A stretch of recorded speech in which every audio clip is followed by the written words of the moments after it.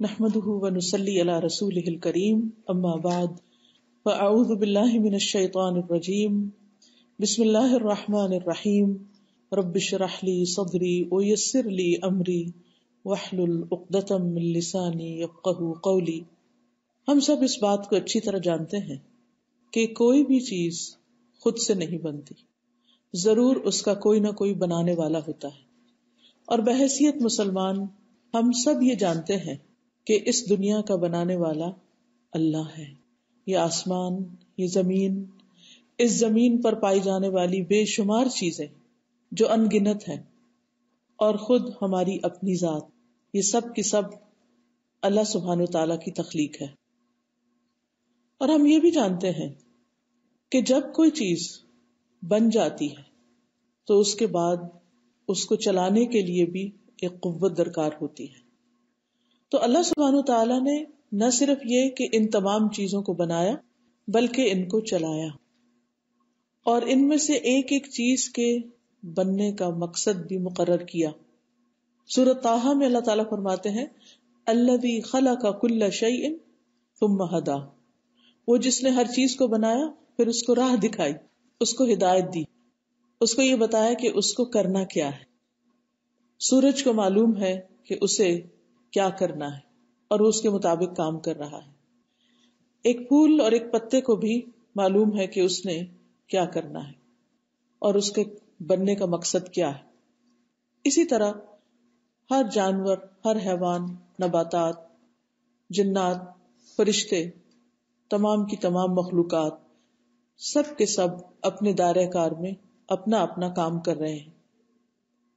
لیکن ان سب چیزوں کو اللہ سبحانہ تعالیٰ نے انسان کی خدمت کے لیے بنایا.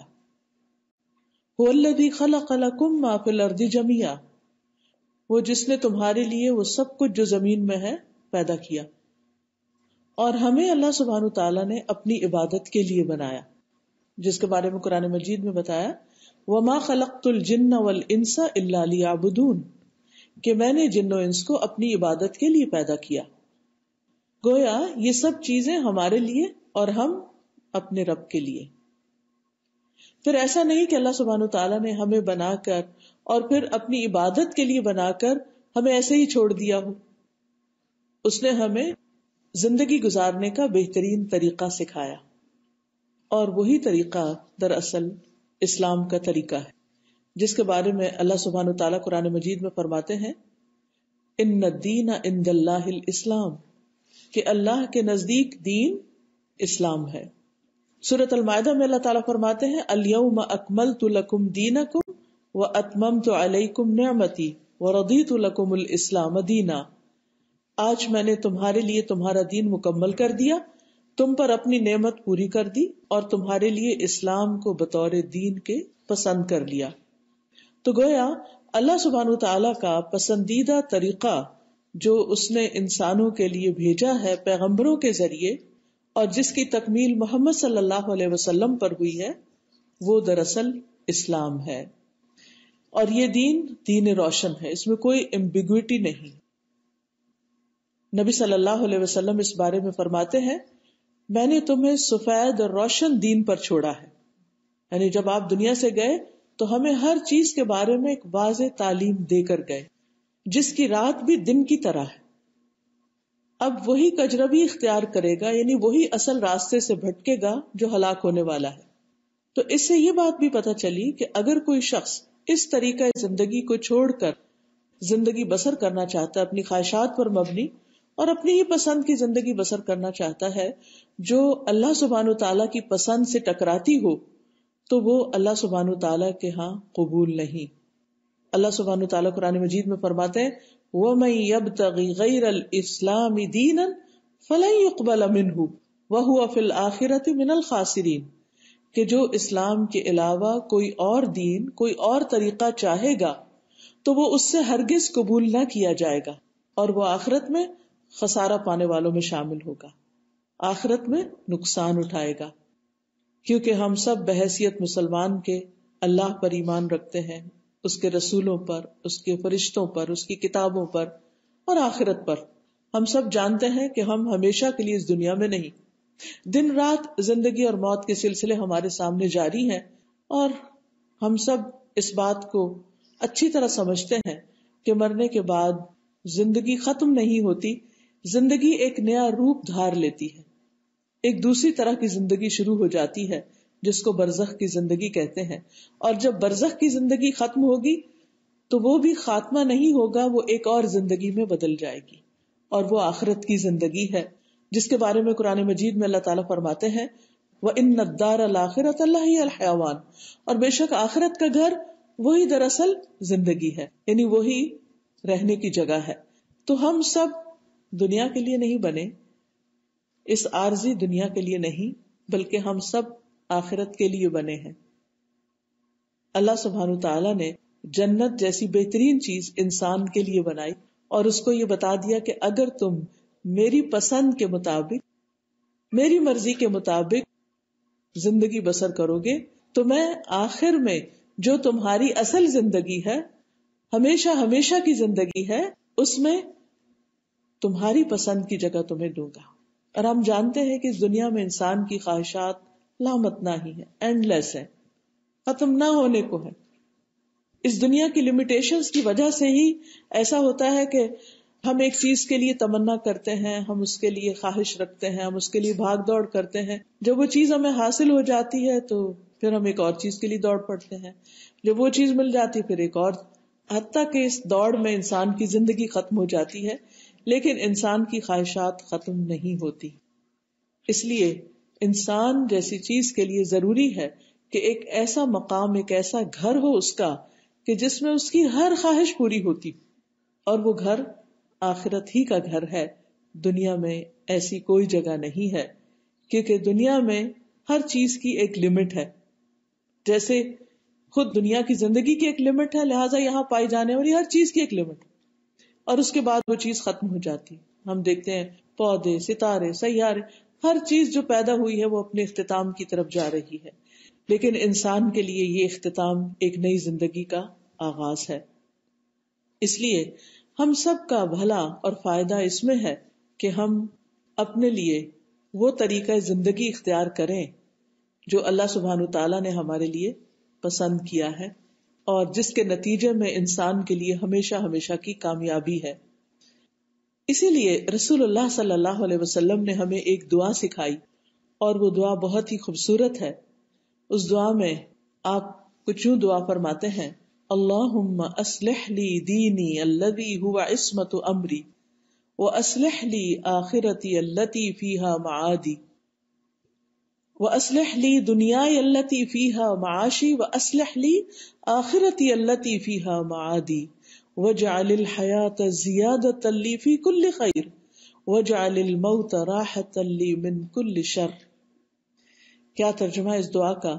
اللہم اے اللہ، اصلح لی، تو اصلاح کر دے میرے لیے، درست کر دے میرے لیے، دینی، میرے دین کو، تو میرے دین کو درست کر دے، الذی ہوا عصمت امری، جو میرے معاملے یا میرے کام کی حفاظت یا بچاؤ کا ذریعہ ہے، کہ جس پر میری کامیابی کا انحصار ہے، کیونکہ دین کے بغیر کامیابی نہیں ہو سکتی۔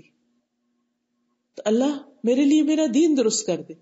اور دین درست ہونے کا مطلب کیا ہے؟ کہ جو چیزیں دین کے اندر ہیں، جن کا کرنا ضروری ہے، جن کے مطابق زندگی بسر کرنا ضروری ہے، وہ مجھے ٹھیک ٹھیک سمجھ آ جائے، اور مجھے توفیق دے کہ میں اس کے مطابق پھر عمل بھی کروں، میں اپنی زندگی کو اس کے مطابق ریگولیٹ کر لوں۔ تو زندگی کو اس کے مطابق کرنے کے لیے بہت ضروری ہے کہ ہمارے اندر دین کا صحیح کانسیپٹ آئے، دین کا صحیح مفہوم آئے کہ دین دراصل ہے کیا۔ عربی زبان میں دین کا لفظ جو ہے وہ کئی معنوں میں استعمال ہوتا ہے، مثلا ملک اور سلطنت کے لیے، طریقے کے لیے، فیصلہ، قانون، اسی طرح جزا، مالک یوم الدین، جس میں ہم کہتے ہیں جزا سزا کا مالک۔ لیکن جب ہم دین اسلام کا لفظ اسلام کے ساتھ بولتے ہیں دین کو، تو اس کا معنی ہوتا ہے وہ احکامات جو اللہ نے اپنے بندوں کے لیے مقرر کیے ہیں، اور وہ احکامات ہمیں کہاں سے ملتے ہیں؟ قرآن سے اور سنت سے، نبی صلی اللہ علیہ وسلم کی زندگی سے. تو بہت ضروری ہے کہ پھر ہم اپنے دین کی اصلاح کے لیے، اپنے دین کو درست کرنے کے لیے قرآن اور سنت کا مطالعہ کریں کہ اللہ تعالیٰ چاہتے کیا ہیں، فرماتے کیا ہیں. اس لیے کسی بھی ایک سمپل سی مثال ہے کہ کسی بھی مشین کو ورک کرنے کے لیے اس کے ساتھ اس کا مینول ہونا ضروری. اور یہاں تو آپ دیکھتے ہیں کہ کینیڈا میں اگر آپ ایک یہ گلدستہ بھی خرید کے لائیں تو اس کے اندر بھی چھوٹی سی انسٹرکشن ساتھ دی ہوئی ہوگی کہ آپ نے اس کو کس طرح رکھنا ہے تاکہ آپ اس سے فائدہ اٹھا سکیں. حتیٰ کہ یہاں تک لکھا ہوتا ہے کہ پانی کتنا دینا ہے، کتنی روشنی میں اس کو رکھنا ہے، کس ٹیمپریچر میں اس کو رکھنا ہے، تب جا کر آپ اس کے پھولوں سے لطف اندوز ہو سکتے ہیں. ورنہ یہ اپنے وقت سے پہلے ہی مر جائے گا، ختم ہو جائے گا، بیکار ہو جائے گا اور آپ کے پیسے ضائع ہو جائیں گے. اگر آپ نکال کے کارڈ کو ایک طرف رکھ دیں یا کہیں سجا دیں کہ بہت خوبصورت پرنٹنگ ہے، اس کو کہیں ڈیکوریٹ کر لینا چاہیے. نہیں، وہ ڈیکوریٹ کرنے کے لیے نہیں ہے، وہ پڑھنے کے لیے ہے اور پڑھ کر اس کے مطابق عمل کرنے کے لیے تاکہ ہم میکسیمم بینیفٹ حاصل کر سکیں. اسی طرح اللہ کا دین بھی قرآن اور سنت صرف سجانے کے لیے نہیں ہے، ڈیکوریٹ کرنے کے لیے نہیں، صرف تقدس کے لیے نہیں، صرف عقیدت کے لیے نہیں ہے کہ ہمارے دل میں ان کی عقیدت ہو کہ ہم ان کو خوبصورت انداز میں لکھ کر صرف ایک دیوار پہ لگا دیں اور ہمیں نہ پتا ہو کہ یہ کہہ کیا رہا ہے. اچھی زندگی بسر کرنے کے لیے اور زیادہ سے زیادہ اس زندگی میں، اس دنیا کی زندگی میں بہترین انسان بن کر رہنے کے لیے اور پھر برزخ کی زندگی کو خوبصورت بنانے کے لیے اور اپنی آخرت کی ہمیشہ ہمیشہ کی زندگی کو خوبصورت بنانے کے لیے ایک ہی بات ہے، اور وہ ہے اس دین کو صحیح طور پر سمجھنا، اس کو جاننا، قرآن مجید اور نبی صلی اللہ علیہ وسلم کی سیرت اور سنت کے ساتھ مضبوط تعلق قائم کرنا، اس کو اپنے روزانہ کی زندگی میں اس طرح شامل کر لینا جس طرح ہم اپنے صحت کے لیے ایکسرسائز کو، کھانے پینے کو اور باقی چیزوں کو ضروری سمجھتے ہیں. اور جہاں کہیں ہمارا گزارا کھانے اور ایکسرسائز سے نہیں ہوتا وہاں ہم مزید سپلیمنٹس، وٹامنز یا پھر کوئی دوا کی ضرورت ہو تو وہ بھی لیتے ہیں تاکہ ہم ہیلدی انسان کے طور پر اس زندگی کو انجوائے کر سکیں. تو اسی طرح اگر ہم آخرت کو انجوائے کرنا چاہتے ہیں اور ایون دنیا کو بھی سکون کے ساتھ بسر کرنا چاہتے ہیں تو ہمارے لیے لازم ہے کہ ہم ان احکامات کو جانیں جو اللہ سبحانہ تعالیٰ نے اپنے بندوں کے لیے اس دنیا میں بھیجے ہیں. تو دین کیا ہے پھر بتا دیتی ہوں، وہ احکامات جو اللہ تعالیٰ نے اپنے بندوں کے لیے مقرر کیے ہیں اور جس کے مطابق آخرت میں سب کو کامیاب یا ناکام کیا جائے گا. جس کے اعمال اس کے مطابق ہوں گے وہ کامیاب ہو جائیں گے اور جس کے اس کے اپوزٹ ہوں گے وہ ناکام ہو جائیں گے. اس لیے ہمیں یہ ساری چیزیں ایک کے بعد ایک، چاہے وہ ایمان سے متعلق ہو، چاہے وہ ہمارے روزمرہ کی عبادات سے متعلق ہو، چاہے معاملات سے متعلق ہو، چاہے ادب آداب اور مینرز سے متعلق ہو، سونے جاگنے کھانے پینے اٹھنے بیٹھنے کے، میل ملاقات دوستی، ہر چیز کے جو آداب ہمیں زندگی میں سکھائے گئے ہیں، ہمارے دین نے ہمیں بتائے، ان سب چیزوں کے مطابق پھر ہمیں اپنی زندگی کو ڈھالنا ہوگا. انسان کی یہ نیچر ہے کہ وہ جس ماحول میں جاتا ہے اس کی بہت سی چیزوں کو دیکھ کر وہ اڈاپٹ کر لیتا ہے. بعض اوقات اس میں کچھ چیزیں تو اچھی ہوتی ہیں لیکن کچھ چیزیں ایسی بھی ہو سکتی ہیں جو آپ کے دین سے مطابقت نہ رکھتی ہوں، اس سے ٹکراتی ہوں. لہٰذا اگر انسان کے پاس روشنی ہوگی، یہ روشن دین ہوگا جس کو نبی صلی اللہ علیہ وسلم فرمایا نا کہ میں تمہارے پاس روشن دین چھوڑ کر جا رہا ہوں، تو اگر وہ روشنی ہوگی تو انسان کو پہچان ہو جائے گی کہ یہ چیز میرے لیے ٹھیک ہے اور یہ چیز میرے لیے درست نہیں. بالکل ایسے ہی جیسے ہر انسان کو کچھ چیزیں کھانے پینے میں فائدہ دیتی ہیں لیکن کچھ چیزوں سے اس کو الرجی ہوتی ہے یا کچھ چیزیں اس کو سوٹ نہیں کرتی یا کچھ چیزیں کھانے کے بعد وہ کمفرٹیبل نہیں رہتا، اس کا سسٹم اس کو ایکسپٹ نہیں کرتا، تو اس کو پھر کیا کرنا پڑتا ہے، ان چیزوں کو چھوڑنا پڑتا ہے. ورنہ بعض الرجیز تو آپ نے دیکھا ہوگا اتنی شدید ہوتی ہیں کہ لائف بھی رسک پر آ جاتی ہے اگر ان چیزوں کو نہ چھوڑا جائے. حالانکہ وہی چیزیں دوسرے مزے سے کھا رہے ہوتے ہیں اور انہیں اس سے کوئی بھی تکلیف نہیں ہوتی. اسی طرح مسلمان کی زندگی میں بھی کچھ چیزیں ایسی ہیں کہ جن کو اسے چھوڑنا ہے، اور وہ ہے اللہ سبحانہ تعالیٰ کی حرام کردہ چیزیں، اس کی ناپسندیدہ چیزیں. اگر وہ ان کو نہیں چھوڑے گا تو اس کی سکسیس اور آخرت میں اس کی زندگی رسک پر ہوگی اور اسے سخت نقصان ہو سکتا ہے، کیونکہ کچھ چیزیں اللہ نے ہمیں کرنے کے لیے فرض کے درجے پر رکھی ہیں جنہیں ہمیں کرنا لازم ہے، اور کچھ چیزیں پسندیدہ ہیں، کچھ چیزیں ناپسندیدہ ہیں، اور کچھ چیزیں حرام ہیں. تو ہمیں جاننا ہے کہ ہمارے فرائض کیا ہیں، ہمارے سنتیں اور مستحبات کیا ہیں، مکروہ چیزیں کون سی ہیں، حرام چیزیں کون سی ہیں، کون سی چیزیں ایسی ہیں کہ جن کو کیے بغیر گزارا نہیں، کون سی چیزیں ایسی ہیں کہ جن کو چھوڑے بغیر گزارا نہیں. اور یہی اس دعا میں سکھایا گیا کہ اللہم اصلح لی دینی الذی ہوا عصمت امری، اللہ میرے دین کی اصلاح کر دے، یعنی مجھے یہ پتا چل جائے کہ کن چیزوں کو کرنا میرے لیے نہایت ضروری ہے اور کن کو چھوڑنا میرے لیے نہایت ضروری ہے.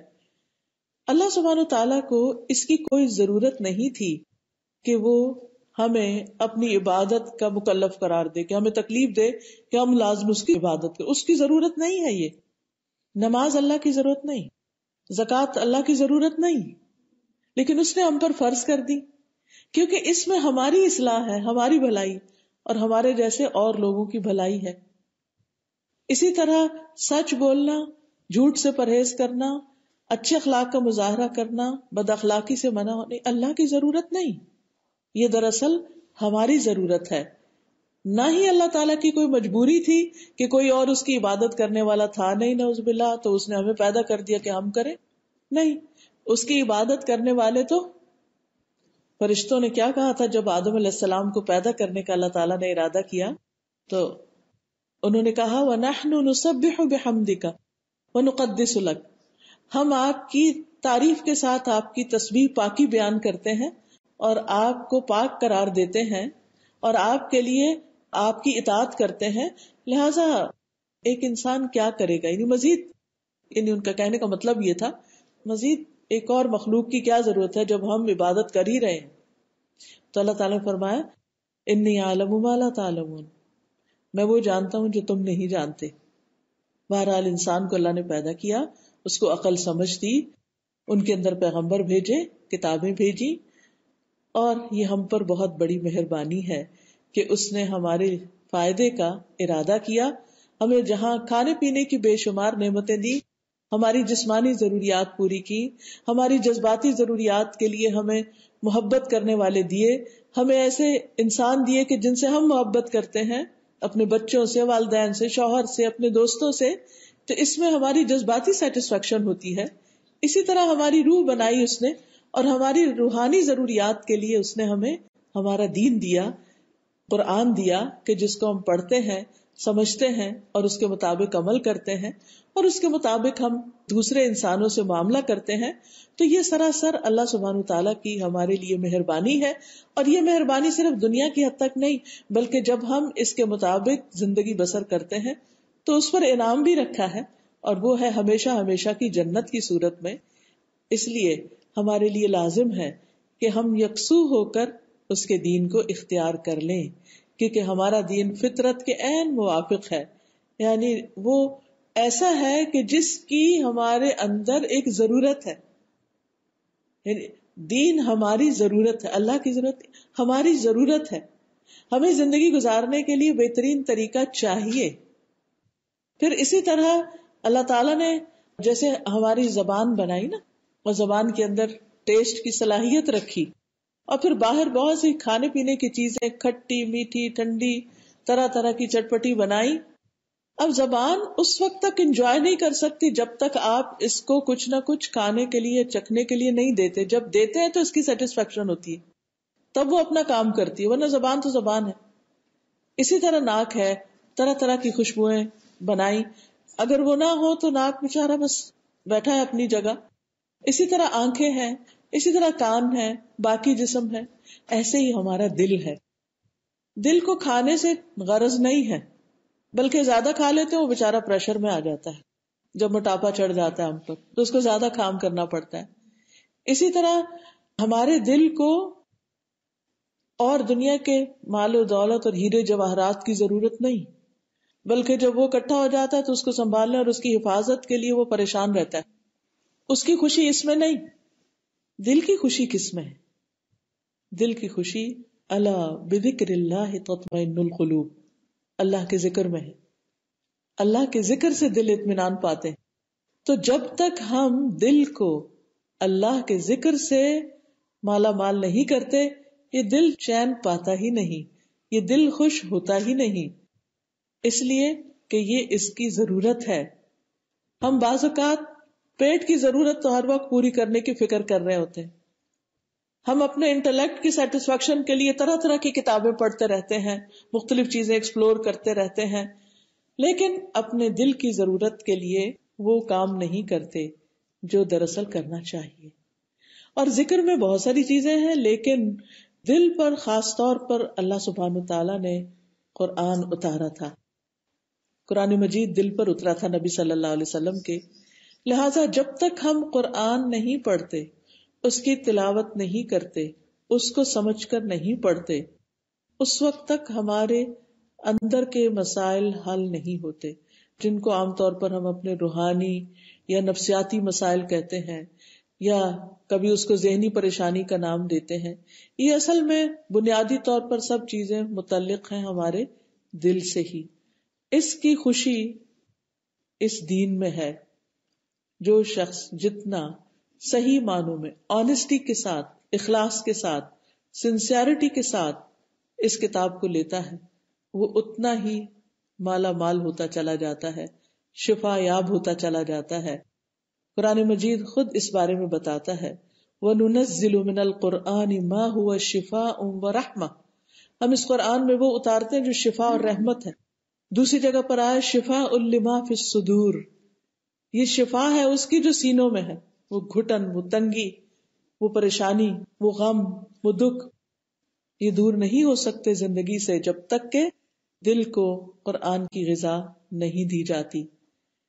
انسان کا اضطراب، بے چینی اور نفس کی تنگی یہ اس وقت تک ہٹ نہیں سکتی جب تک کہ انسان دین کو سمجھتا نہیں.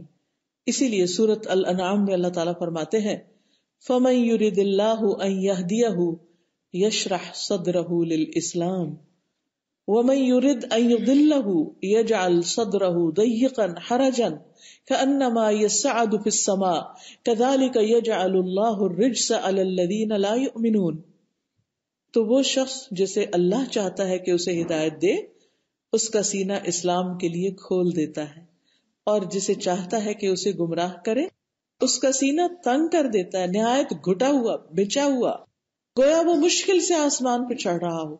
یعنی جیسے اوپر جاتے ہیں تو آکسیجن ختم ہونے لگتی ہے تو سانس تنگ ہوتا ہے، ایسے ہی جس شخص کی زندگی میں قرآن یا دین نہیں ہوتا اس کے اندر بھی ایک خاص طرح کی گھٹن پیدا ہونی شروع ہو جاتی ہے اور زندگی کا سفر مشکل ہو جاتا ہے. وہ زندگی گزار تو رہا ہوتا ہے لیکن زندگی کو انجوائے نہیں کر سکتا.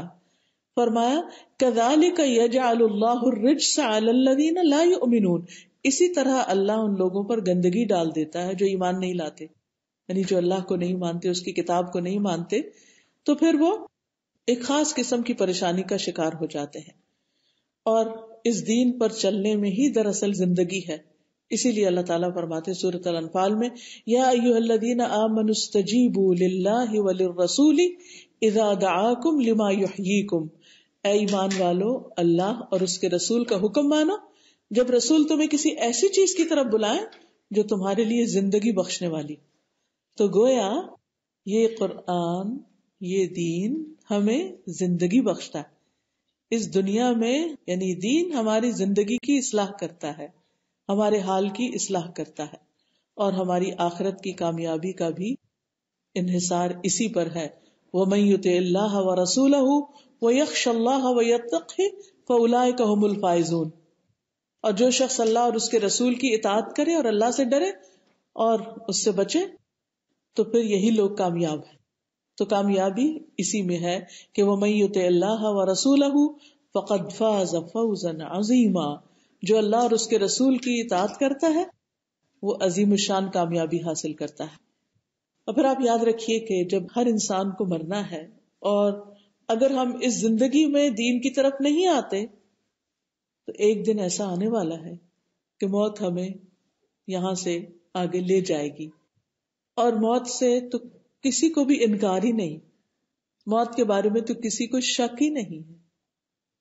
کوئی بھی آج تک، چاہے کوئی کتنا بھی نیک ہے، کتنا بھی ہیلدی اور صحت مند ہے، جب اس کا وقت لکھا تھا اس کو جانا ہی پڑا اور دنیا سے رخصت ہو گیا۔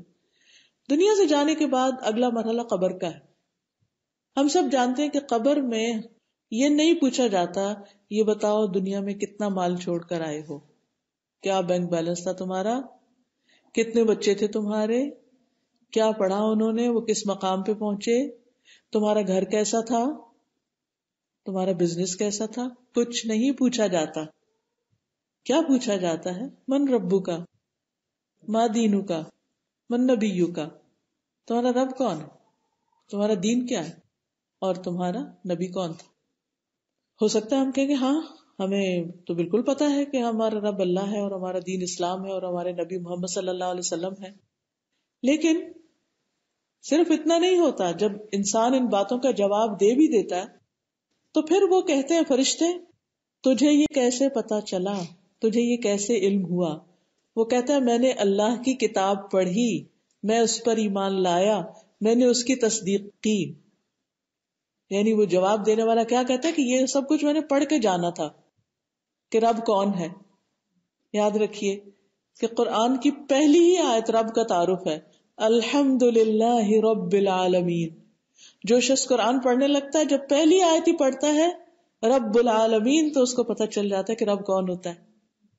تو پورا قرآن پھر آگے اس کو ایکسپلین کرتا ہے کہ رب کون ہے، اور جب تک رب کو پہچانے نہیں تو بس پھر ایک لفظی تعلق ہے رب سے، قلبی اور دلی تعلق نہیں ہو سکتا۔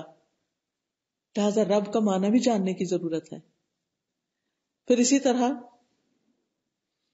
دین کے بارے میں بھی تبھی پتہ چلتا ہے کہ دین کیا ہے۔ دین کے بارے میں ہمیں کسی اسکول میں تو نہیں پڑھایا جاتا۔ اسلامی ملکوں میں تو پھر بھی یہ ہوتا ہے کہ دینیات نام کی ایک کتاب چھوٹی سی رکھ دی جاتی ہے جس میں چند باتیں بتا دی جاتی ہیں، لیکن یہاں جو آپ کے بچے پڑھتے ہیں تو کسی اسکول میں انہیں آپ کے دین کے بارے میں وہ نہیں بتایا جاتا کہ جو آپ کے بچوں کو جاننے کی ضرورت ہے۔ ان کو آپ ہی نے بتانا ہے، لیکن کیسے بتائیں گے؟ جب آپ خود جانیں گے، جب آپ خود اس کو پڑھیں گے، جب آپ خود اس کو سمجھیں گے، اور پھر ڈے ٹو ڈے لائف میں اپنے بچوں کے سوالوں کے جواب دیں گے، ورنہ وہ بچے کنفیوز ہو جائیں گے، کیونکہ وہ دن رات ایک بات سن رہے ہیں۔ وہ گھر میں آتے ہیں تو آپ کہتے ہیں نماز پڑھو نماز پڑھو، وہ کیوں پڑھے؟ یہاں تو ہر کام کے پیچھے کیوں ہوتی ہے، وائے۔ اور اگر آپ کو خود نہیں پتا کہ وائے، تو پھر آپ بچوں کو سیٹسفائی نہیں کر سکیں گے۔ نتیجہ کیا ہوگا کہ وہ بظاہر تو مسلمان ہوں گے، یا شکل و صورت کے اعتبار سے وہ ایشین ہوں گے، یا کچھ کھانے پینے کے اعتبار سے یا شادی بیاہ کی رسموں میں ہو سکتا ہے وہ کلچر کو فالو کرنے والے ہوں، لیکن انہیں یہ نہیں پتا ہوگا کہ مسلمان کیوں ہیں۔ اس لیے بہت ضروری ہے کہ ہم جانیں۔ اس لیے میں ہائیلی ریکمینڈ کروں گی کہ ویکینڈ پر کم از کم ایک دن سنجیدگی سے اس بات کے لیے ضرور نکالیے کہ جس میں آپ بیٹھ کر باقاعدہ قرآن سیکھیں، جانیں۔ خود اپنے طور پر پڑھ کر سمجھ نہیں آتی، جیسے آپ کے بچے یہاں کلاسز میں آتے ہیں تو ایک کلاس مدرس کی بھی ہونی چاہیے کہ جو کچھ بچے وہاں پڑھ رہے ہیں وہ یہاں آپ بیٹھ کر اکٹھے بیٹھ کر پڑھیں، آپس میں ڈسکس کریں، جو سوال بچے آپ سے پوچھتے ہیں آپس میں ایک دوسرے سے کھل کر ان چیزوں پر ڈسکشن کریں، ایک دوسرے سے سیکھیں کہ ان کو جواب کیسے دینے ہم نے۔ یہ ہماری رسپانسبلٹی ہے کہ ہم اپنی نسلوں کے ایمان کی، اسلام کی حفاظت کریں۔ ہمارا کام صرف اتنا نہیں کہ ہم ان کو کھلائیں پلائیں، ایجوکیشن دلائیں اور اس کے بعد شادی کر دیں اور ہم کہیں بھی ہماری ذمہ داریاں ادا ہو گئی۔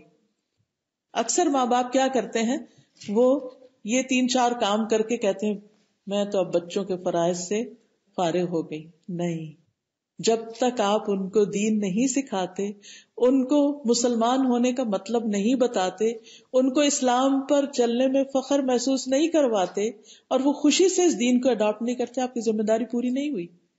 قیامت کے دن آپ سے آپ کے بچوں کے بارے میں سوال کیا جائے گا. قبر میں تو اتنے ہی سوال ہے نا، پھر ایک سوال آپ سے قیامت کے دن حساب کتاب ہونے والا ہے، اور وہاں اللہ سبحانہ تعالیٰ اپنی نعمتیں یاد کرائیں گے. وَلَتُسْأَلُنَّ يَوْمَئِذٍ عَنِ النَّعِيمِ، اس دن ضرور تم سے سوال کیا جائے گا نعمتوں کے بارے میں کہ تمہیں یہ سب کچھ ملا تھا، عام لوگوں کے مقابلے میں تمہیں فیسلٹیز زیادہ ملی تھی، پھر تم نے یہاں آنے کے لیے کیا تیاری کی تھی. وہ تیاری آپ کو قرآن کلاس میں ہی ہو سکتی ہے انشاءاللہ، جس کے لیے آپ ایسے ہی وقت نکالے ویکینڈ پہ، جیسے آپ اپنی گروسریز کے لیے یا ویکلی اپنے گھر کی صفائی کے لیے یا واشنگ کے لیے یا کوئی آؤٹنگ کے لیے یا سوشلائزنگ کے لیے آپ وقت نکالتے ہیں، ایسے ہی وقت کا ایک حصہ 1-2 گھنٹہ ایک دن ہفتے میں قرآن اور سنت سیکھنے کے لیے ضرور لگائیں، اور آپس میں مل جل کر بیٹھیں اور ایز اے کمیونٹی آگے بڑھیں، تاکہ آپ آئندہ پیش آنے والے چیلنجز کو فیس کر سکیں. انڈیویجولی ہر گھر میں الگ الگ بیٹھ کے نہیں آپ کر سکیں گے، آپ کو اکٹھا ہونے کی ضرورت ہے، مل بیٹھنے کی. اور ویسے بھی کتنی فضیلت ہے اس بات کی کہ جب بھی کچھ لوگ اللہ کے گھروں میں سے کسی گھر میں بیٹھ کر جمع ہو کر اللہ کی کتاب پڑھتے ہیں تو ان پر سکینت نازل ہوتی ہے، فرشتے ان کو گھیر لیتے ہیں، اور اللہ سبحانہ تعالی یعنی ذکر کرنے والوں کا ذکر اپنے پاس کرتے ہیں. تو یہ مختلف احادیث سے ہمیں جو باتیں پتہ چلتی ہیں، تو اس کے لیے بہت ضروری ہے کہ ہم ایکٹیولی اس کام میں انوالو ہوں. پھر آپ دیکھیے کہ دین ہماری عقل کی رہنمائی کے لیے بھی بہت ضروری ہے. ہر انسان جو تھوڑا سا عقل و شعور رکھتا ہے اس کے ذہن میں کچھ سوال اٹھتے ہیں، اور جن بچوں کو عقل استعمال کرنے کے طریقے سکھائے جاتے ہیں ان کے ذہنوں میں تو سوال کچھ زیادہ ہی اٹھتے ہیں. تو ہمارا دین ہماری عقل کو راہ دکھاتا ہے کہ سوچنا کیسے ہے، کیا سوچنا ہے اور کیا نہیں. اور پھر اسی طرح یہ دین اس لیے بھی سیکھنا ضروری ہے کہ اس سے ہم صرف اپنی نہیں اور لوگوں کی بھی مدد کر سکتے ہیں جن کو پیدائشی طور پر دین اسلام نہیں ملا، یعنی جو ہمارے نیبرز ہیں، جو ہمارے آس پاس رہتے ہیں اور جو دین کی روشنی سے دور ہیں، ان تک بھی اس دین کو لے جانے کی ضرورت ہے تاکہ ان کی بھی تکلیفیں دور ہو سکیں. آپ میں سے ماشاءاللہ بہت سے لوگ ڈاکٹرز ہیں، آپ جانتے ہیں کہ اس وقت دنیا میں اور خصوصاً ویسٹ میں فزیکل النسز سے زیادہ مینٹل النسز زور پکڑتی جا رہی ہیں.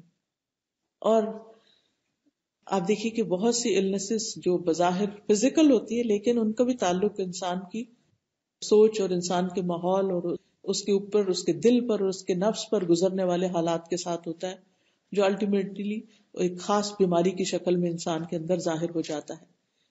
تو ہم جانتے ہیں اس بات کو اچھی طرح کہ آج انسانیت کو جب دنیا بہت مل گئی اور دین کا خانہ خالی ہے تو وہاں مسلمانوں کے اوپر اور بھی زیادہ بڑی ذمہ داری ہو جاتی ہے کہ وہ اپنے کنٹری فیلوز کو، ایسے لوگوں کو جن تک یہ نعمت نہیں پہنچی، وہ نعمت پہنچائیں، کیونکہ اللہ سبحانہ تعالیٰ نے اس کو نعمت کہا ہے.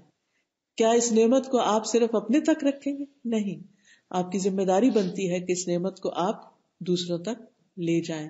اور جب آپ اللہ کے اس دین کو دوسروں تک لے جائیں گے تو انشاءاللہ اس کی بنیاد پر اللہ کے ہاں بھی آپ کا ایک خاص مقام ہوگا، کیونکہ انسان اللہ کے ہاں کسی حسب نسب کے ساتھ نہیں عزت پاتا، کیونکہ تو اللہ ہی نے بنائے، جس کو جہاں چاہا پیدا کر دیا. ہم سب آدم کی اولاد ہیں، لیکن اللہ کے ہاں زیادہ عزت والا کون ہے؟ جس کے اندر زیادہ تقویٰ ہے. اور پھر آپ دیکھیے کہ ہمارے ساتھ ہمارا دشمن بھی ہے شیطان، جو ہمیں ہر دم بہکاتا رہتا ہے اور ہمارے دین کے راستے میں رکاوٹیں ڈالتا رہتا ہے. اس لیے بہت ضروری ہے کہ ہم اس سے آگاہ رہیں، ہوشیار رہیں اور ہم دین کو سیکھتے رہیں. تو ہمیں سب سے پہلے کرنا کیا ہے؟ خود بھی اور دوسروں کو بھی جب دین پہنچائے تو کرنا کیا ہے؟ اللہ کا حق پہچاننا ہے، اپنے رب کو پہچاننا ہے. کیونکہ جس رب کی ہم عبادت کرتے ہیں جب تک اس کو نہیں پہچانیں گے تو عبادت بے روح ہوگی, اس میں کوئی مزہ نہیں ہوگا. کہ جس کے لیے کام کریں اس کو ہی نہیں جانتے, یہ پتہ ہی نہیں وہ کیا چاہتا ہے. تو اس لیے بہت ضروری ہے کہ اس کو ہم جانیں.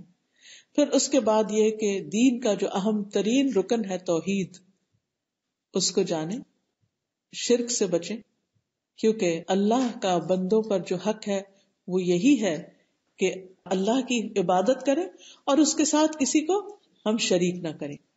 اور جو ایسا کرے تو بندوں کا حق اللہ پر کیا ہے کہ پھر اللہ تعالیٰ ان کو عذاب نہ دے اور ان کی آخرت کو بہترین کر دے. اللہ سبحانہ وتعالیٰ نے بندوں سے جس چیز کا مطالبہ کیا ہے وہ یہی ہے کہ انسان اپنے پیدا کرنے والے کو پہچان کر اس کو راضی کرے. پھر آپ دیکھیے کہ دین جو ہے ایمان اور توحید کے بعد ہم سے تقاضا کرتا ہے کہ ہم اپنے فرائض کو ادا کریں جو عبادات سے متعلق ہیں, جن میں نماز, روزہ, حج, زکوٰۃ یہ چیزیں آتی. لیکن ان کی ادائیگی بھی اسی طرح ہونی چاہیے جیسے ہمیں کرنے کو کہا گیا ہے. یعنی نماز اس طریقے پر پڑھی جائے جس طرح مطلوب ہے. ایک حدیث میں آتا ہے کہ ایک شخص 60 سال تک نماز پڑھتا ہے لیکن اس کی ایک بھی نماز قبول نہیں ہوتی. کیوں؟ اس لیے کہ وہ صحیح طریقے پہ نہیں پڑھ رہا ہوتا, وہ رکوع سجدے ٹھیک ادا نہیں کر رہا ہوتا, رکوع کی چوری, سجدے کی چوری, اور وہ کیا ہے, نہ صحیح جھکتا ہے رکوع میں اور نہ ٹک کے کرتا ہے سجدہ, یا یہ کہ وہ جو پڑھ رہا ہے وہ پڑھا ہوا ہی ٹھیک نہیں, اس کا مطلب کچھ سے کچھ بنتا ہے. تو اس لیے بہت ضروری ہے کہ ہم اپنی عبادات کے طریقوں کو درست کریں. اسی طرح حج ہے, زکوٰۃ ہے. بہت سے لوگ اپنے اندر بہت سے ایسے سوال رکھتے ہیں جن کے جواب ایک دن میں نہیں ملتے. یہ ایک مسلسل کرنے والا عمل ہے جس پر انسان لگ جائے تو ایک کے بعد ایک چیز سیکھتا چلا جائے, اور جو سیکھ کر صحیح طور پر کام کرے گا تو اس کی ایکسیپٹنس بھی زیادہ ہوگی اور اس پر درجات بھی زیادہ ہوں گے. اور پھر آپ دیکھیے کہ فرائض اگر کوئی شخص اپنے پورے کر لیتا ہے تو نبی صلی اللہ علیہ وسلم کے پاس ایک بدو آیا تھا, تو اس نے آپ سے پوچھا کہ اللہ تعالیٰ نے مجھ پہ کیا فرائض عائد کیے, نمازیں کتنی فرض ہیں, روزے کتنے فرض ہیں, زکوٰۃ کتنی فرض ہے مجھ پر. تو آپ صلی اللہ علیہ وسلم نے اس کو یہ ساری باتیں بتا دی. تو اس نے کہا, اس ذات کی قسم جس نے آپ کو عزت دی, نہ میں اس میں سے جو اللہ نے مجھ پہ فرض کیا کچھ بڑھاؤں گا نہ گھٹاؤں گا, میں ان کو پورا کروں گا. آپ نے فرمایا اگر اس نے سچ کہا ہے تو یہ جنت میں جائے گا. تو ہمیں فرائض کا علم ہونا چاہیے اور اس کے مطابق صحیح طور پر ان کی ادائیگی کرنی چاہیے تاکہ ہماری آخرت جو ہے وہ نقصان سے بچ سکے.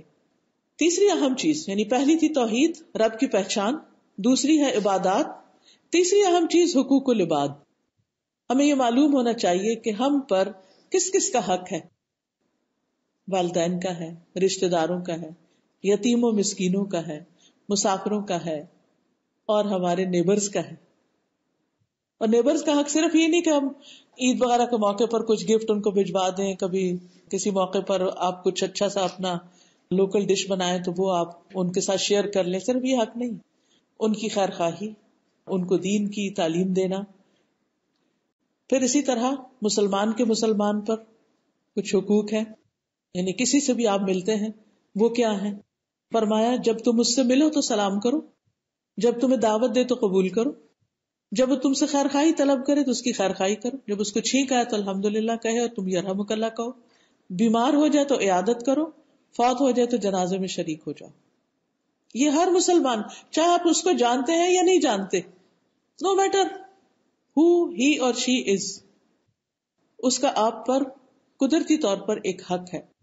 پھر اسی طرح ہمارا دین ہمیں تمام انسانوں کے لیے فائدہ مند ہونا سکھاتا ہے. جو بھی کوئی کام ہم ایسا کریں گے جس سے اللہ کی مخلوق کو, خواہ وہ انسان ہے یا حیوان ہے یا جانور, چرند پرند, ان کو کوئی بھی فائدہ پہنچے گا وہ ہمارے لیے اجر و ثواب کا باعث ہوگا. رسول اللہ صلی اللہ علیہ وسلم کے پاس ایک آدمی آیا, کہنے لگا اے اللہ کے رسول, کون سے لوگ اللہ تعالیٰ کو زیادہ محبوب ہیں اور کون سے اعمال اللہ تعالیٰ کو زیادہ پسندیدہ ہیں؟ آپ نے فرمایا وہ لوگ اللہ کو زیادہ محبوب ہیں جو دوسرے لوگوں کے لیے سب سے زیادہ فائدہ مند ہو. وہ لوگ زیادہ پیارے ہیں جو دوسروں کے لیے سب سے زیادہ فائدہ مند ہیں. اب ہم میں سے ہر شخص اپنے اپنے فیلڈ کے مطابق سوچے کہ میں اس میں ہوتے ہوئے، مثلا اگر آپ ڈاکٹر ہیں، نرس ہیں، کچھ بھی ہیں، کہ آپ میکسیمم لوگوں کو کیسے بینیفٹ کر سکتے ہیں، کس طرح فائدہ پہنچا سکتے ہیں. تو ضروری نہیں کہ وہ صرف دین کی تعلیم ہو. اگر آپ ان کی بیماری میں ان کا علاج کر رہے ہیں، آپ ان کو صحیح مشورہ دے رہے ہیں، ان کا دکھ درد دور کر رہے ہیں، یا آپ ان کو فائدہ پہنچا رہے ہیں، خواہ وہ مسلم ہے نان مسلم ہے کوئی بھی ہے، سنسیئرٹی کے ساتھ جب آپ ان کی خدمت کر رہے ہیں، یہ آپ اپنا اللہ کے ہاں ایک مقام بنا رہے ہیں. تو بندوں کی خدمت، بندوں کے کام آنا، بندوں کو فائدہ پہنچانا پسندیدہ ترین عمل ہے. پھر آپ نے فرمایا اللہ تعالیٰ کو سب سے زیادہ پسندیدہ اعمال یہ ہے مسلمان کا اپنے بھائی کو خوش کرنا، چاہے وہ ایک اسمائلی کیوں نہ ہو، چاہے وہ کسی بات پر اس کا دل ہلکا کرنا، کہ اس کا غم دور کر دینا. پھر فرمایا اس سے کسی تکلیف کو دور کر دینا، کسی کے جسم میں درد ہے، کسی کو پیاس لگی ہے، کسی کو بھوک لگی ہے، تو جب آپ اس کی تکلیف دور کرتے ہیں تو یہ اللہ تعالیٰ کے نزدیک آپ کو محبوب بناتا ہے اللہ کا. پھر اسی طرح اس کا قرض ادا کر دینا، اسے کھانا کھلانا، اس کی ضرورت پوری کرنے کے لیے فرمایا مجھے اپنے کسی بھائی کی ضرورت پوری کرنے کے لیے اس کے ساتھ چلنا. یعنی اس کے ساتھ مثلا کوئی نیا امیگرینٹ آیا ہے، اس کو نہیں پتا بینک کہاں ہے، اس کو نہیں پتا کہ ہیلتھ کارڈ کہاں سے بنتا ہے، اس کو نہیں پتا کہ ڈرائیونگ لائسنس کہاں سے بنتا، وغیرہ وغیرہ چھوٹی چھوٹی چیزیں ہوتی. بعض لوگ تو انگلش جانتے ہیں، وہ پڑھ پڑھا کے بہت سی چیزیں خود جان لیتے. کچھ ایسے لوگ بھی آتے ہیں جو عربی جانتے ہیں، انگریزی بالکل بھی نہیں جانتے، اور انہیں کوئی ایک بورڈ بھی نہیں پڑھنا آتا. اب ایسے لوگوں کی مدد کرنا، جسے میں نے سنا کہ یہاں اس شہر میں سیرین ریفیوجیز کافی آ رہے ہیں، تو اب ایسے لوگ جو بالکل بےچارے لٹے پٹے ہوئے ہیں، گھر بار سے نکال دیے گئے ہیں، اور ان کا کوئی قصور نہیں تھا کہ جس بنا پر انہیں یہ سزا دی گئی کہ وہ اپنے ہنستے بستے گھروں سے نکالے گئے، وہ جب آپ کے ہاں آئے تو خوشی سے ان کا استقبال کرنا اور ان کے ساتھ ان کی مدد کے لیے چل کر کسی جگہ انہیں پہنچانا، لے جانا، راہ دکھا دینا. فرمایا مجھے کسی بھائی کی ضرورت پوری کرنے کے لیے اس کے ساتھ چلنا اس مسجد نبوی میں 1 ماہ کے اعتکاف سے زیادہ محبوب ہے. 1 مہینہ مسجد نبوی میں کوئی اعتکاف کرے، دن رات عبادت کرے، اس سے زیادہ پسندیدہ ہے کہ انسان کسی ضرورت مند کی ضرورت پوری کرنے کے لیے اس کے ساتھ چلا جائے. راہ دکھا دینا بھی بڑے فائدے کی بات ہے، لیکن اس کے ساتھ چل کے وہاں تک کام اس کا کروا دینا، کسی کو لفٹ دے دینا، کسی کو گاڑی پہ لے جانا، یا کوئی اور اس طرح کا کام کرنا. پھر فرمایا جس نے اپنا غصہ روک لیا اللہ اس کی خامیوں پر پردہ ڈال دے گا. اپنے غصے کو کنٹرول کرنا، چاہے اپنے بچوں پر ہی کیوں نہ ہو. جو آدمی غصہ کرنے کی طاقت رکھنے کے باوجود اسے پی گیا، اللہ تعالیٰ قیامت کے دن اس کے دل کو امیدوں سے بھر دے گا. جو اپنے بھائی کے ساتھ اس کی ضرورت پوری کرنے کے لیے چلا، اللہ تعالیٰ اس کو اس دن ثابت قدم رکھے گا جس دن قدم ڈگمگا جائیں گے. ہر شخص گھبراہٹ کا شکار ہوگا، وہ وہاں اطمینان سے کھڑا ہوگا.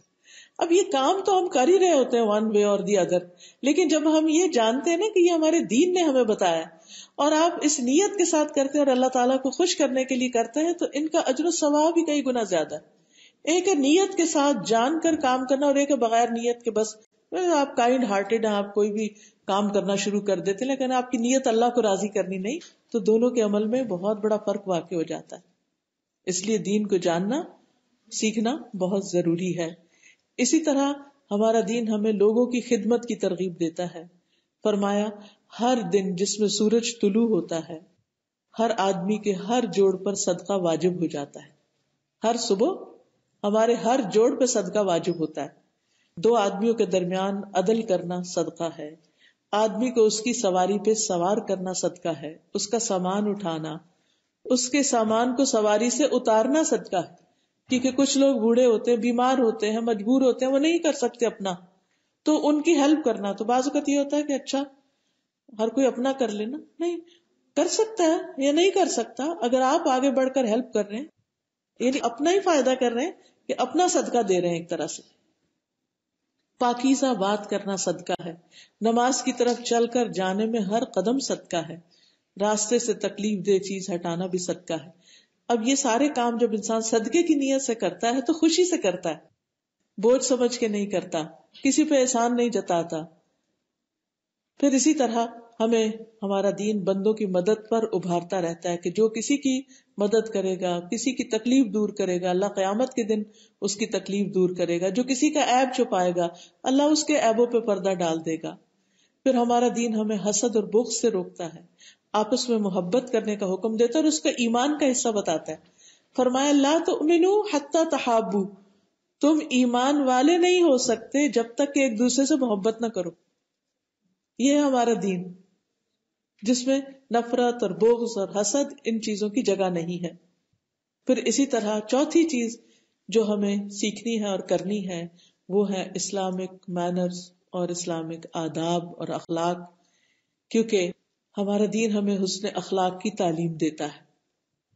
نبی صلی اللہ علیہ وسلم نے ہمیں کھانے پینے کے آداب سکھائے، سونے کے آداب سکھائے، اجازت لینے کے آداب سکھائے، گفتگو کے آداب سکھائے، اچھی گفتگو کرنے کی رغبت دلائی، سچ بولنے کی رغبت دلائی، جھوٹ سے روکا، امانت کا تعلق بھی دین سے رکھا گیا، وعدے کی پاسداری کو دین کا حصہ بتایا گیا کہ اس شخص میں ایمان نہیں جس میں امانت نہیں، اس کا دین نہیں جس میں عہد کی پابندی نہیں.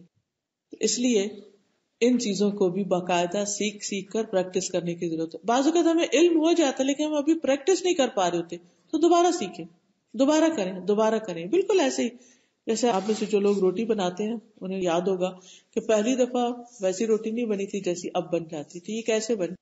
Practice practice practice practice.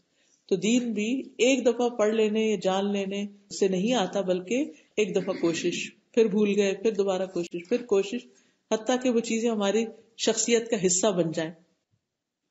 پھر اسی طرح ہمارا جینا اور مرنا، ہمارے شادی بیاہ، ہماری فوتگی کے طور طریقے، یہ سب بھی ہمارے دین کے مطابق ہونے چاہیے. آپ دیکھیے کہ شادی کے موقع پر ہمارے ہاں کیا کچھ نہیں ہوتا، لیکن اس میں سے کتنے % دین کا حصہ ہے. پھر اسی طرح فوتگی کے موقع پر کوئی فوت ہو جائے، کیا کرنا ہے، نہلانا کیسے ہے، کفن کیسے پہنانا ہے، مرنے کے بعد کیا کرنا ہے، اس کے وراثت کیسے تقسیم کرنی ہے. یہ وہ چیزیں ہیں جن کے بارے میں جاننا بہت ضروری ہے. پھر اسی طرح مالی معاملات، اگر آپ کوئی جاب کر رہے ہیں تو جاب کرنے میں کیا چیز جو ہے وہ جائز ہے، کیا ناجائز ہے، کیا حلال ہے، کیا حرام ہے. کیونکہ جس شخص نے حرام امور کے مابین کسی حلال چیز کو آڑ بنائے رکھا، اس نے اپنے دین کو محفوظ کر لیا، کیونکہ حرام میں پڑنے سے دین کو نقصان ہوتا ہے. حدیث میں آتا ہے قیامت کے دن کسی شخص کے قدم اللہ رب العزت کے پاس سے اس وقت تک نہیں ہٹ سکیں گے جب تک اس سے 5 چیزوں کے بارے میں نہ پوچھ لیا جائے. نمبر 1، عمر کن کاموں میں لگائی. نمبر 2، جوانی کہاں لگائی.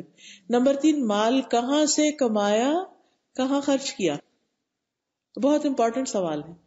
یعنی آپ کا سورس آف انکم کیا تھا، and where did you spend. باقی ادیان میں یہ نہیں پوچھا جاتا کہ آپ نے کہاں سے کمایا اور کہاں لگایا، لیکن ہمارے دین میں مال کمانا اور خرچ کرنا بھی دین کا حصہ ہے. آپ حلال طریقے سے کماتے ہیں وہ سراسر عبادت ہے، اور آپ جائز جگہوں پر خرچ کرتے ہیں وہ بھی عبادت ہے اور آپ کے لیے صدقہ لکھا جاتا ہے.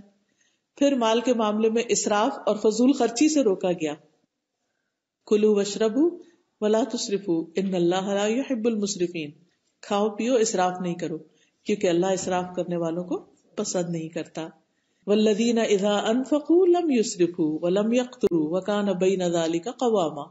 اور وہ جو خرچ کرتے ہیں تو اسراف نہیں کرتے اور بخل نہیں کرتے، بلکہ ان کا خرچ ان 2 انتہاؤں کے درمیان ہوتا ہے، اعتدال کے ساتھ ہوتا ہے.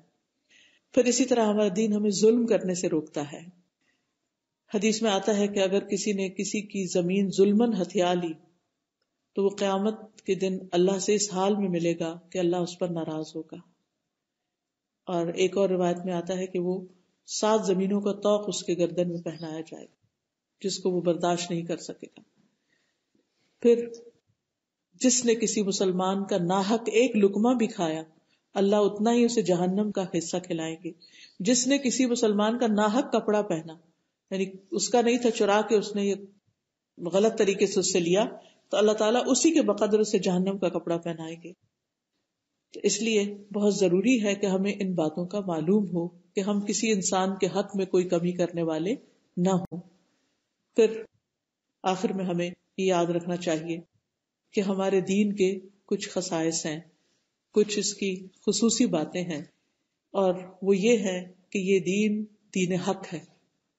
یعنی یہ ایسے نہیں کہ جیسے کہ کوئی بھی دین نہیں، یہ اللہ کی طرف سے آیا ہے.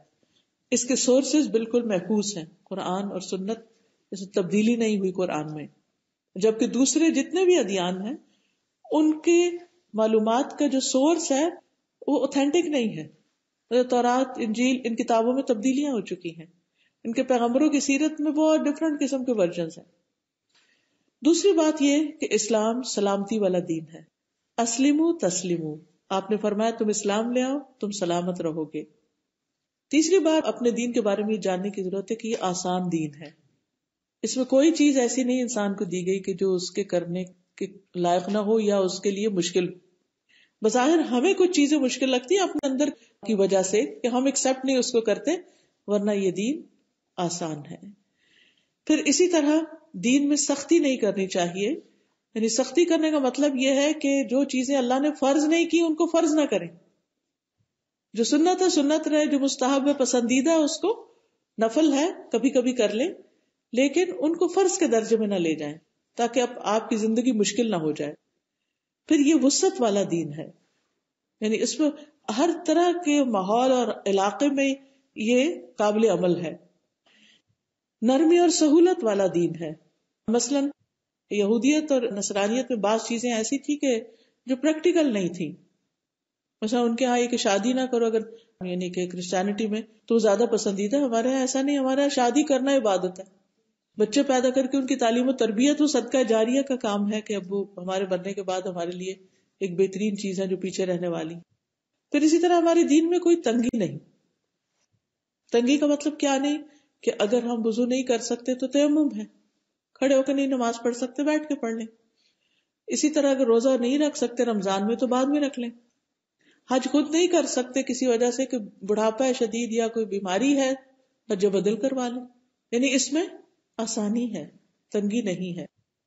پھر اسی طرح یہ مضبوط دین ہے، سراسر خیر خواہی والا دین ہے.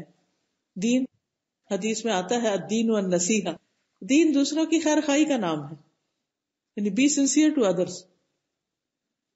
اس دین کا امتیازی نشان جو ہے وہ حیا ہے. اور پھر اس میں زبردستی کوئی نہیں، زبردستی کسی کو مسلمان نہیں کیا جائے گا. ہاں جو مسلمان ہو جائے پھر اس کے لیے لازم ہے کہ وہ رولز اینڈ ریگولیشنز کی پابندی کرے. یہ اسی طرح ہے جیسے اگر آپ کینیڈا سے باہر ہیں تو کینیڈا کے قوانین آپ پر لاگو نہیں ہوتے اور آپ کو کوئی زبردستی کینیڈا نہیں بھیجے گا. لیکن اگر آپ اندر ہیں تو پھر آپ کو یہاں رہنے کے لیے جو یہاں کے اصول قانون قاعدے ہیں ان کی پابندی کرنی ہوگی، تب آپ یہاں کی سٹیزن شپ کے حقدار ہیں، ورنہ نہیں. تو دین میں بھی ایسا ہی ہے کہ اگر آپ مسلمان نہیں تو کوئی آپ کو جبرن پکڑ کے اندر نہیں لاگے، لیکن اگر آپ لا الہ الا اللہ کہہ کے مسلمان ہونا ڈکلیئر کرتے ہیں تو پھر جو اس دین نے بتایا آپ کو وہ کرنا پڑے گا. تب آپ جا کر ان انعامات کو ڈیزرو کریں گے جو اللہ نے آپ کے لیے رکھے، ورنہ نہیں. تو کرنے کا کام یہ ہے کہ نمبر 1 ہم اپنے دین پر راضی ہو جائیں. جو دین پر راضی ہو جاتا ہے اللہ اس سے راضی ہو جاتا ہے. اور اس کے لیے دعا آتی ہے صبح شام 3 دفعہ پڑھنے کی، رضیت باللہ ربا وبالاسلام دینا وبمحمد رسولا یا نبیا. پھر دین میں پورے کے پورے داخل ہو جائیں. یا ایھا الذین آمنوا ادخلوا فی السلم کافۃ، اے ایمان والو اسلام میں پورے کے پورے داخل ہو جائیں. یہ نہیں کہ پک اینڈ چوز کرو، یہ چیز تو میں کروں گی اور یہ میں نہیں کر رہی، نہیں، سب چیزیں. پھر دین کو اللہ کے لیے خالص کریں، جو کچھ بھی اس میں کریں صرف اللہ کی رضا کے لیے کریں. کیونکہ اللہ سبحانہ وتعالیٰ نے وما امروا الا لیعبدوا اللہ مخلصین لہ الدین، اور انہیں حکم نہیں دیا گیا مگر اس بات کا کہ وہ دین کو اللہ کے لیے خالص کرتے ہوئے اس کی عبادت کریں. فادعوا اللہ مخلصین لہ الدین، پس پکارو اللہ کو اس حال میں کہ دین اللہ ہی کے لیے خالص کرنے والے ہو. پھر یہ ضروری ہے کہ ہم دین کی سمجھ بوجھ حاصل کریں. من یرد اللہ بہ خیرا یفقہہ فی الدین، جس کے ساتھ اللہ بھلائی کا ارادہ کرتا ہے اللہ اس کو دین کی سمجھ دے دیتا ہے. تو وہ خوش قسمت ہے جو دین سیکھنے کے لیے تیار ہو جائیں. پھر دین کے راستے میں آنے والی آزمائش پر صبر کرنا. اب دیکھیں دنیا میں بھی کسی بھی چیز کو حاصل کرنے کے لیے تکلیفیں آتی. آپ میں سے جن لوگوں نے کوئی خاص ڈگری کی تو آپ کو یاد ہوگا کہ کیسی کیسی مشکلات آئیں, دن رات پڑھنا پڑا, کہیں کہیں جا کر اپنے ہاسٹل میں رہ کے پڑھا, ایگزامز دیے, پھر ایک کے بعد ایک ایگزام, تو کیسی کیسی مشکلات آئیں, لیکن آپ نے صبر کیا اور لگے رہے تو آپ آج اس مقام پر ہیں جہاں آج آپ پہنچے. اگر صبر نہیں کرتے اور چھوڑ دیتے تو کیا ہوتا, یہاں نہ پہنچ سکتے. تو مشکلات کے باوجود بھی دین پر جمے رہنا چاہیے. پھر اگلی ذمہ داری اور کرنے کا کام یہ ہے کہ اس دین کو لوگوں تک پہنچانا ہے. نبی صلی اللہ علیہ وسلم نے فرمایا تمہارے ذریعے اللہ تعالیٰ ایک شخص کو ہدایت دے دے وہ سرخ قیمتی اونٹوں سے زیادہ بہتر ہے. اس دنیا کا بڑے سے بڑا مال اس کے مقابلے میں کچھ حیثیت نہیں رکھتا. پھر اسی طرح جب آپ دوسروں کو دین سکھائیں تو دوسروں کو مشکل میں نہ ڈالیں, سٹیپ بائی سٹیپ, گریجولی, تھوڑا تھوڑا اس میں آسانیاں بتائیں, اور پھر لوگوں کو دین کی وسعتوں سے بھی آگاہ کریں, اور پھر اللہ تعالیٰ سے دعا مانگتے رہیں کہ اللہ تعالیٰ ہمارے لیے یہ مرحلہ آسان کرے, ہمیں دین کی محبت دے, دین سیکھنے کا شوق دے, ہمیں ایسے مواقع عطا کرے کہ ہم بھی دین پر قائم رہیں اور ہماری نسلیں بھی دین پر قائم رہیں, بلکہ یہاں آ کر ہماری نسلیں دین کے پیغام کو لوگوں تک پہنچانے اور ان کی خیر خواہی کرنے اور ان کا بھلا کرنے کے لائق ہو جائیں. تو اللہ تعالیٰ سے دعا ہے اللہم اصلح لی دینی الذی هو عصمت امری واصلح لی دنیای التی فیہا معاشی واصلح لی آخرتی التی فیہا معادی واجعل الحیاۃ زیادۃ لی فی کل خیر واجعل الموت راحۃ لی من کل شر. اے اللہ میرے دین کو درست فرما دے جو میرے معاملات کا محافظ ہے, میری دنیا کو درست فرما دے جس میں میرا معاش ہے, میری آخرت کو اچھا کر دے جس میں میرا لوٹنا ہے, میری زندگی کو ہر بھلائی میں میرے لیے زیادتی کا ذریعہ بنا دے, یعنی جب تک زندہ ہوں خیر میں اضافہ ہوتا رہے, اور میری موت کو میرے لیے ہر شر سے چھٹکارے کا ذریعہ بنا دے. کیونکہ ایک دفعہ ایک جنازہ گزرا تو آپ نے فرمایا مستریح و مستراح, راحت پانے والا ہے یا اس سے راحت پائی گئی ہے. تو لوگوں نے پوچھا اس کا کیا مطلب, فرمایا کہ یہ یا تو یہ شخص ایسا ہے کہ جو اتنا اچھا تھا کہ دنیا میں رہتے ہوئے اس نے ہر حال میں اللہ کی عبادت کی اور اسے تکلیفیں بھی آئیں تو وہ صبر کرتا رہا, اب وہ ان تکلیفوں سے نجات پا کے اب آرام کرنے کی طرف جا رہا ہے. مستراح کا مطلب ہے جس سے راحت پائی گئی کہ لوگوں نے شکر کیا کہ یہ بندہ دنیا سے رخصت ہوا ہے, اب ہم آرام سے رہیں. اب دیکھیے کہ کچھ لوگوں کے ساتھ زندگی بڑی خوشگوار ہوتی ہے اور کچھ لوگ ایسے ہوتے ہیں کہ جن کے انسان کہیں جانے کی دعا کرتا ہے کہ اللہ ان سے ہمارا چھٹکارا کرتے ہیں, وہ ہمارے لیے مصیبت کا باعث بن جاتے ہیں. تو وہ جب دنیا سے جاتے ہیں تو اس وقت ہر چیز اس دنیا کی ان سے راحت پاتی ہے, زمین اور انسان اور جانور اور پرندے, وہ ہر جگہ فساد پھیلانے والا ہوتا ہے. تو ہمیں دین پر ثابت قدمی کی بھی دعا کرنی چاہیے. یا مثبت القلوب ثبت قلوبنا علی دینک, اے اللہ جو دلوں کو جمانے والا ہے ہمارے دل کو اپنے دین پر جما دے. اللہم انا نعوذ بک ان نرجع علی اعقابنا او ان نفتن عن دیننا, اے اللہ ہم اس سے تیری پناہ لیتے ہیں کہ الٹے پاؤں لوٹ جائیں یا اپنے دین کے معاملے میں کسی فتنے کا شکار ہوں.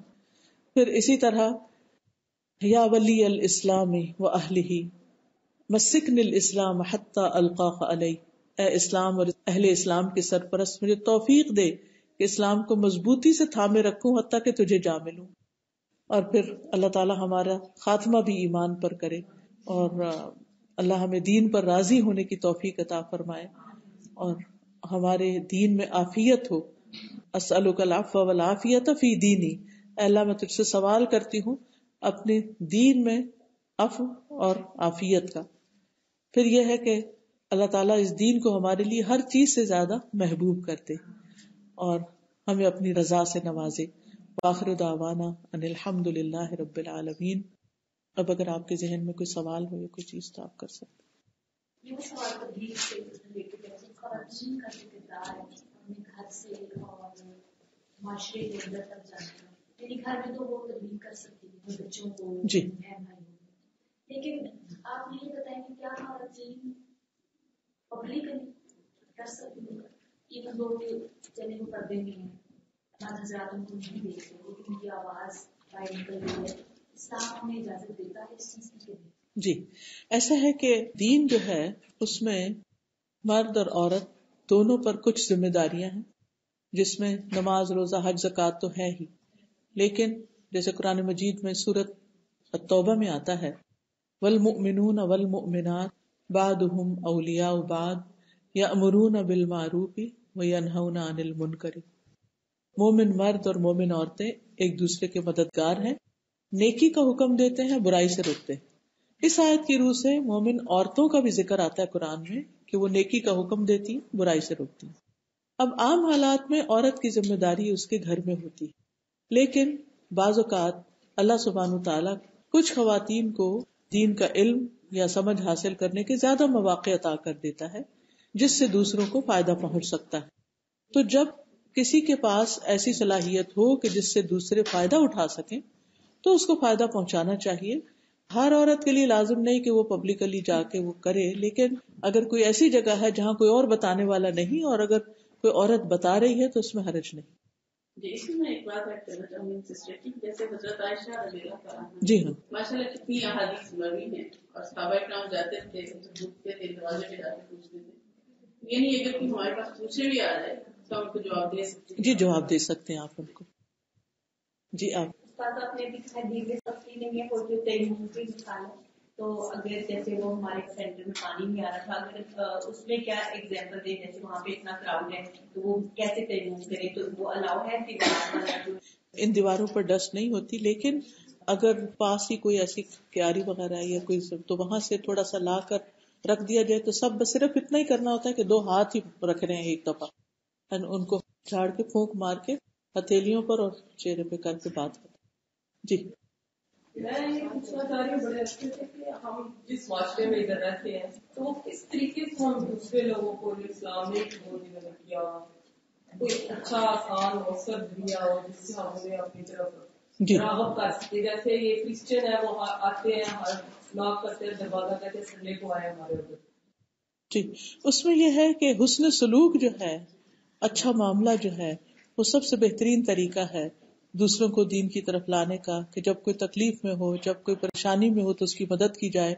ہاسپٹلس کو وزٹ کریں، بیماروں کو جا کر دیکھیں، ایسے بوڑھے لوگوں کے پاس جائیں، ایسی جگہوں پر والنٹیئر کریں، تو اس سے پھر آپ ان کو، یعنی کہ ان سے جب ایک ریلیشن شپ آپ کا بنے گا تو پھر آپ ان کو بتا سکتے ہیں، آپ ان سے پوچھ سکتے ہیں پہلے آپ کس چیز کو بلیو کرتے ہیں، پھر آپ اپنا بتائیں، اور پھر اپنے دین کے بارے میں اگر آپ کو علم ہوگا، خوبصورتی سے پتا ہوگا تو آپ ان کے ساتھ شیئر کر سکیں گے۔ ٹھیک ہے، سوال ہے کہ ہم کسی کے ساتھ اچھائی کرتے ہیں مگر کبھی کچھ لوگ اس کو ریاکاری سمجھتے ہیں، تو ہمیں کیا کرنا چاہیے؟ ہمیں اپنے دل سے پوچھنا چاہیے کہ ہم کیوں کر رہے ہیں یہ کام۔ اگر ہمارے دل یہ جواب دیتا ہے کہ ہم دکھاوے کے لیے نہیں کر رہے، تو لوگوں کی باتوں کو اس کی پرواہ نہ کریں، کیونکہ لوگ آپ کا دل نہیں جانتے، آپ اپنی نیت کو جانتے ہیں۔ اگر آپ اپنے ساتھ سچے ہیں تو ایسی صورت میں آپ اپنا کام کرتے رہیں، لوگوں کی باتوں کی وجہ سے اچھا کام کبھی بھی نہیں چھوڑیں۔ ٹھیک ہے، استاذہ جیسے آپ نے کہا کہ دین کی اہمیت ہے، ہم سب کی زندگی میں ہمیں فالو کرنا چاہیے، لیکن یہاں پہ بہت سارے لوگ جیسے کافی عرصے سے رہ رہے ہیں وہ دین کو اس طرح فالو نہیں کرتے، جیسے ہمیں پتا ہے کہ ان کے خیالات بدل چکے ہیں، وہ ایتھیزم کی طرف جا رہے ہیں، تو ان رشتے داروں سے تعلق رکھنا ہے، اس کے بارے میں تھوڑا سا بتائیں۔ جی تعلق تو رکھیں گے تاکہ آپ ان کو دین کے بارے میں بتاتے رہیں، اگر تعلق ختم ہو گیا تو پھر تو واپسی کے کوئی چانسز بھی نہیں ہیں۔ سوال ہے کیا وجہ ہے کہ بہت کوشش کے باوجود اس طرح سے نیکیوں کی توفیق نہیں ہو رہی؟ اس کی وجہ یہ ہے کہ 2 چیزیں انسان کو فائدہ دیتی ہیں علم پر عمل کرنے میں، ایک آخرت کی فکر، موت کا یقین اور موت کے بعد کیا ہوگا اس کی فکر۔ تو جب انسان سوچتا ہے نا کہ وہاں اس کی پوچھ ہوگی، وہاں اس کی ضرورت ہوگی، تو پھر انسان کے اندر ایک فکر آتی ہے اور موٹیویشن آتی ہے اور انسان کام کر لیتا ہے۔ دوسرا، اچھے لوگوں کی کمپنی، اچھے کام کرنے والوں کے ساتھ رہنا۔ جب آپ ان کے ساتھ رہتے ہیں، جب وہ کر رہے ہوتے تو آپ کو بھی خیال آتا ہے میں بھی کروں، انسان کی نیچر میں ہے، جب کسی کو کوئی کام کرتے ہوئے دیکھتا ہے تو وہ بھی کرنے کا سوچتا ہے۔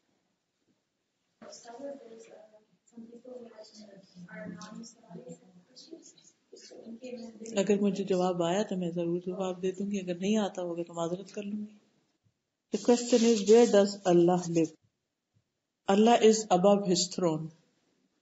Yes. Who is ISIS? I don't know anything about them. Why do they kill innocent people? Really, I don't know, because Islam does not allow to kill any innocent being. Even it's not allowed, it's prohibited to harm anybody without any reason. Even if there is a reason, even then you are not allowed to directly attack someone. You should take your case to the court or to somebody who can solve this problem. What does the Quran say about what will happen to the end of the world? End of the world, there are few signs, not really in Quran, but there are some prophecies from the Prophet sallallahu alaihi wasallam. But that there will be a fire, there will be smoke, there will be animal will come out of the earth and that will speak to people. There are few things which are mentioned in the books. Information regarding the life of Ismail and his lineage. Ismail alayhi salam was the son of Ibrahim alayhi salam. He was born to his wife's Hajar, and then the Prophet Muhammad sallallahu alaihi wasallam was from the lineage of Ismail alayhi salam, who built the Kaaba, present center of worship for Muslims. اور کچھ وہاں پر میں جیسے قرآن کی تلاوت کی جاتی ہے قرآن کی، تو کیا آج کل جیسے سیل فون پر قرآن ایکچولی اس میں ڈسٹریکشن بہت ہوتی ہے، وہ بیچ میں کوئی چیز آ جاتی ہے، کوئی گھنٹی بج سکتی ہے فون کی یا کوئی، تو بہتر ہے وہ نہ لیا جائے، قرآن ہی لیا جائے. ٹھیک ہے، عید پر دینا. اوکے، سبحانک اللہم و بحمدک، اشہد ان لا الہ الا انت، استغفرک و اتوب الیک. السلام علیکم و رحمۃ اللہ وبرکاتہ.